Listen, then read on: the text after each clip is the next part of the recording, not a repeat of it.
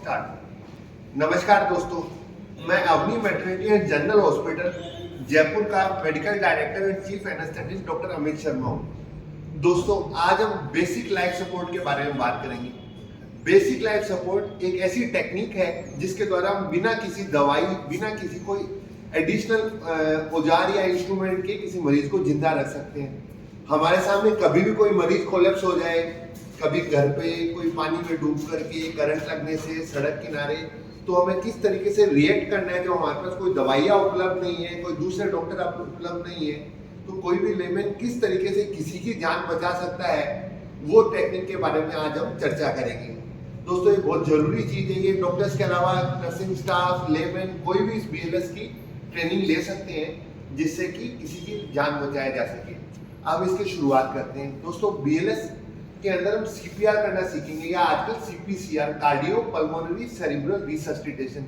ये एक टेक्निक है जिसके द्वारा छाती पे पंपिंग करके या किसी तरीके से दिल का फ्लो को चालू रखने की कोशिश की जाती है, जिससे अपने शरीर के सारे वाइटल ऑर्गन तक खून की सप्लाई पहुंची रहे। दोस्तों, जब भी कोई जरूरत के लिए मैं किसी को, आपके सामने कोई मरीज कोलैप्स है, बेहोश है, रेस्पॉन्सिव है, तो उसकी मदद करनी है अपने को। सबसे पहले तो उसकी शुरुआत क्या करना है, सबसे पहले सीन सेफ्टी देखनी है कि हम जो भी सीन में है वो सीन सेफ है या नहीं है। मान लो कहीं आग लगी हुई है, तो मरीज को पहले सुरक्षित स्थान पे लेके जाओ, उसके बाद में वहां पे उसका मदद चालू करो। कहीं पानी है, इसमें करंट का तार लगा हुआ है, उसकी वजह से कोई कोलैप्स हो गया, तो उसको सूखे स्थान पे लेके जाओ। तो सबसे पहले सीन सेफ्टी, सड़क के बीचों बीच कोई एक्सीडेंट हुआ तो साइड में करो, वरना कोई आने वाला व्हीकल आपके ऊपर से निकल जाएगा। रेस्क्यूअर सबसे पहले सेफ रहना चाहिए, जिससे वो और ज्यादा लोगों की जान बचा सके। सीन सेफ है। सेकंड टाइम देखो कि मरीज को मदद की जरूरत है या नहीं है, तो उसका रेस्पॉन्सिवनेस चेक करो। उसका रेस्पॉन्सिवनेस कैसे चेक करना है, मरीज के कंधे पे 2 बार टैप की करो, उससे मुझे भाई साहब तुम ठीक हो, आर यू ओके। यदि वो कोई जवाब दे दे मैं ठीक हूँ, या वो ये भी बोल दे मैं ठीक नहीं हूँ, तो भी इसका मतलब वो ठीक है, तो चिंतित होने की जरूरत नहीं है। इसका मतलब उसने आपकी बात सुनी, उसके दिमाग में उसको समझा, उसने उसका रेस्पॉन्स दिया, उसका सर्कुलेशन, एयरवे, ब्रीदिंग तीनों सही है। यदि वो आपकी बात का जवाब दे पा रहा है तो। यदि वो कोई आपके जवाब नहीं दे रहा, हो सकता है वो बेहोश हो सकता है वो नींद में हो सकता है उसने दारू पी रखी हो, तीनों ही सेंस हो सकते हैं। यदि कोई भी आपकी चोट, उसके आपको ट्रॉमा या चोट का मतलब लग रहा है, तो उसकी सर्वाइकल स्पाइन को फिक्स करके उसके सिर के पीछे से जाकर के उसको सिर को ऐसे होल्ड करके उससे पूछना है आप ठीक हो, जिससे वो गर्दन हिला नहीं पाए। यदि उसने कोई जवाब नहीं दिया, वो अनरेस्पॉन्सिव है, तो तुरंत मोबाइल निकालना है, एम्बुलेंस नंबर 108 या जो भी आपका लोकल नंबर, उस पर फोन कर दो। यदि आप हॉस्पिटल हो तो आपका जो इमरजेंसी कोड है वो डायल करके अनाउंसमेंट करा दो, जिससे कि डॉक्टर्स की टीम वहां पे पहुंच सके। इस सड़क किनारे कहीं हो तो 2 आदमी तो दूसरा एम्बुलेंस को या मदद के लिए फोन कर दे नजदीक के हॉस्पिटल के अंदर, और फिर आप उसकी मदद को लग जाओ। सबसे पहले अपने को फिर क्या करना है कि मरीज की पल्स चेक करनी है। सबसे पहले सर्कुलेशन को चेक करना है, फिर उसका एयरवे चेक करना है, फिर उसकी ब्रीदिंग चेक करनी है। पल्स कैसे चेक की जाती है, सबसे पहले उसका मिड लाइन पे अपन फिंगर लेके आएंगे 2, उससे 1 से 2 सेंटीमीटर जिस साइड आप खड़े उस साइड आप कंप्रेस करके चेक करेंगे। यदि पल्स आ रही है, मैक्सिमम 5 सेकंड, मिनिमम 5 सेकंड तक चेक करनी है, मैक्सिमम 10 सेकंड तक। यदि पल्स आ गई तो बहुत अच्छी बात है, नहीं आई तो आपको चेस्ट कंप्रेशन चालू करना है। ठीक है, चेस्ट कंप्रेशन कैसे करते हैं, सबसे पहले अपने को यदि पल्स एब्सेंट है, पल्स नहीं आ रही है, तो तुरंत आपको डिले नहीं करना है, छाती पे कंप्रेशन करना है। छाती पे कंप्रेशन कैसे करेंगे, गुड क्वालिटी CPR करना है। गुड क्वालिटी CPR, उसका मतलब क्या होता है कि push hard push fast. Push hard का मतलब कम से कम छाती जब दबाए तो 2 से 2.5 इंच छाती अंदर जानी चाहिए, ठीक है, जो 4 से 5 सेंटीमीटर होता है। दूसरा 100 से 120 पर मिनट। 100 से 120 पर मिनट का मतलब क्या होता है कि लगभग 2 सेकंड में एक कंप्रेशन होना चाहिए। उसके बाद में 100 से push, good quality CPR, push hard push fast.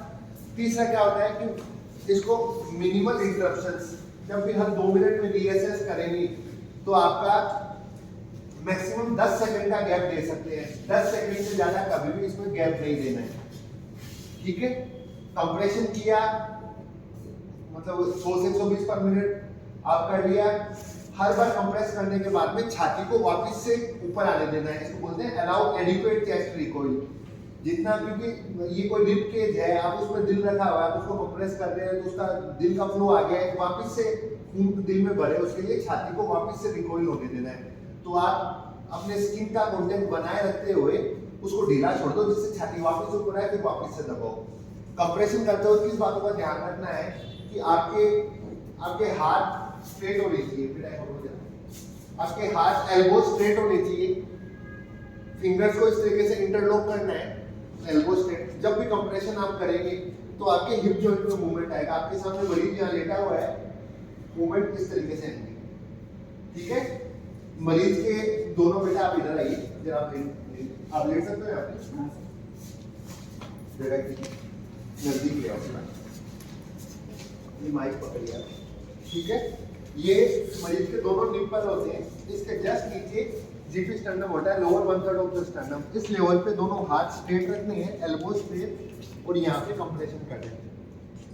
Movement सारा हिप जॉइंट पे आएगा। कंप्रेशन करते हो तो आपके हाथ एल्बोज पे मूवमेंट नहीं आना चाहिए, ठीक है। ये किस तरीके से करना है आप सोचेंगे, ठीक है। कंफर्टेबल हो।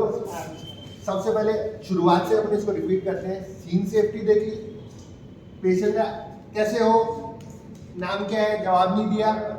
थर्ड आपने क्या किया, कॉल फॉर हेल्प 108 एम्बुलेंस को फोन कर दिया, वो नहीं है तो हॉस्पिटल इमरजेंसी कोड एक्टिवेट कर दिया। उसके बाद में आपने इसकी पल्स चेक करी, मिडलाइन पे गए, 2 सेंटीमीटर इधर पल्स, यहाँ मसाज नहीं करना है, सिर्फ एक बार दबाना है। पल्स चेक कर लिया, पल्स नहीं आ रही तो कंप्रेशन चालू कर दिया। कंप्रेशन में good quality CPR, push hard push fast, allow adequate chest recoil, छाती को वापस ऊपर आने दो। फिर जल्दी जल्दी करना है। यदि आप अकेले हो तो सिर्फ छाती का कंप्रेशन करते रहो। यदि नहीं आता है जब तक मदद तब तक ये चालू रखते हैं। यदि आप एक से ज़्यादा हो तो हर 30 कंप्रेशन के बाद में 2 आपको ब्रीदिंग देनी है, ठीक है। उसके बाद अपने को देखना है एयरवे ठीक है ना, मुंह में कोई सिक्रेशन तो नहीं पड़े, ठीक है। 30 कंप्रेशन, फिर 2 माउथ ब्रीदिंग दे दो। माउथ को माउथ दे सकते हैं। माउथ आपने कई बार पॉकेट मास्क होते हैं, जो बीएलएस ट्रेन लोग होते हैं, जो प्रॉपर ट्रेनिंग लेते हैं, उसका पॉकेट मास्क को अपने पास में लेके घूमते हैं। उस मास्क को आप मुंह पे रख सकते हो, अपने माउथ से उस मास्क के थ्रू ब्रीदिंग दे सकते हो, या आप कोई हॉस्पिटल में हो तो बैक टू मास्क ब्रीदिंग दे सकते हो, ठीक है। ब्रीदिंग कैसे देनी है कि लगभग 10 से 12 पर मिनट के हिसाब से, यानी हर 5 से 6 सेकेंड में एक ब्रेथ देनी है, ठीक है। हर 5 से 6 सेकेंड, आप बैठ जाओ बेटा। दूसरा उसके अलावा क्या करना है कि हर 2 मिनट में पेशेंट को रीएसेस करना है। रीएसेस कितनी देर करेंगे, कम से कम 5 सेकंड, मैक्सिमम 10 सेकंड, ठीक है। यदि मान लीजिए अब 2 मिनट बाद या 4 मिनट बाद या 6 मिनट बाद पल्स आ गई, तो फिर आप उसका एयरवे देखो। एयरवे खुला तो पड़ा है ना, तो उसमें कोई सिक्रीशन नहीं पड़ेगा, कोई फॉरेन बॉडी नहीं पड़ेगा, कोई दांत टूटने तक नहीं पड़ा, वो पड़ा है तो उसको निकाल दो, ठीक है। यदि सर्वाइकल स्पाइन इंजरी सस्पेक्टेड नहीं हो तो आप उसको हेड टिल्ट कर सकते हो, थोड़ा जो ऊपर की ओर उठा सकते हो एयरवे खुला रखने के लिए। फिर देखो उसकी छाती पे कि छाती फूल रही है नहीं ले रही। यदि नहीं, बैठ जाइए आप सब, यदि नहीं फूल रही है तो इसका मतलब मरीज को श्वास नहीं आ रहा है, तब आपको उसको हर 5 से 6 सेकंड में एक ब्रेथ देना है। अब मान लीजिए 5 मिनट के सीपीआर के बाद में ये सब हो गया, पल्स वापस से आ गई, एयरवे भी आ गया, मरीज श्वास भी ले रहा है, लेकिन मदद नहीं आई अभी तक एम्बुलेंस नहीं आई है, आपके डॉक्टर साहब नहीं आए हैं, आप जहाँ पे भी है, तो मरीज को रिकवरी पोजीशन में सुला दो।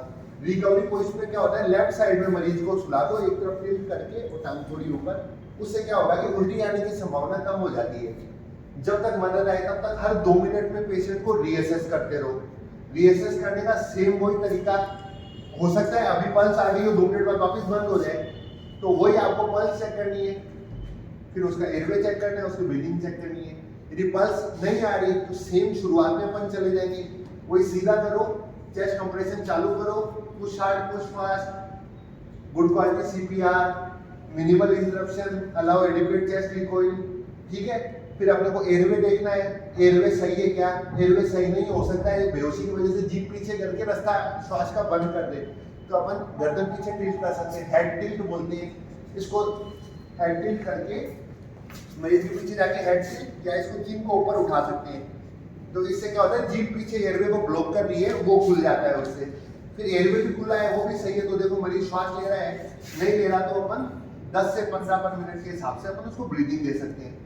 फिर जब भी मदद आ जाए, एम्बुलेंस आ जाए, जितनी जल्दी उतना जल्दी एईडी बोलते हैं मशीन, एईडी मशीन लेके आइए जरा। एईडी पैड्स अपन उनके चिपका सकते हैं। एईडी मशीन एक इलेक्ट्रॉनिक मशीन होती है जो ऑटोमेटिक एक्सटर्नल डिफिब्रिलेटर, आजकल मेट्रोज में, मॉल्स में, बड़ी बड़ी बिल्डिंग्स में ये लगी हुई रहती है। इस मशीन से क्या होता है कि इसमें 2 पैड्स होते हैं। ये छोटी सी मशीन होती है, पोर्टेबल होती है, दीवारों पर टंगी रहती है मेट्रो के उधर।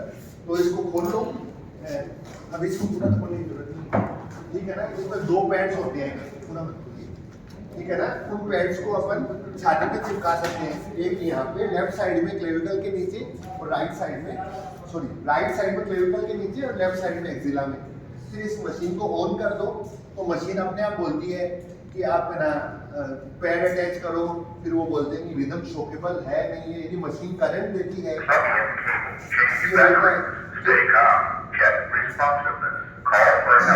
आपको क्या क्या करना है, मशीन अपने आप ही बता देगी। इसको ले जाइए, ये मशीन अपने आप ही बता देगी। ये बोलती है रिदम शॉकेबल है, करंट देना है, तो ये मशीन करंट देगी। सब आप जोर से चलाओ, I am clear, everyone clear, कोई उसको टच नहीं हो जिससे करंट दे। एक बार यदि ये मशीन शॉक एडवाइस करते हैं, ये करंट देती है, तो उसके बाद में छाती का कंप्रेशन अपने को वापस से रिज्यूम करना है, क्योंकि ये डिफिब्रिलेशन है। ये एक बार दिल को बंद कर देगा, फिर उसको चालू अपने को पंपिंग करके करना है।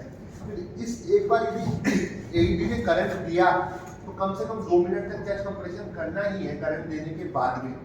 जिस वक्त ये करंट दे उस वक्त मरीज को कोई टच नहीं करेगा।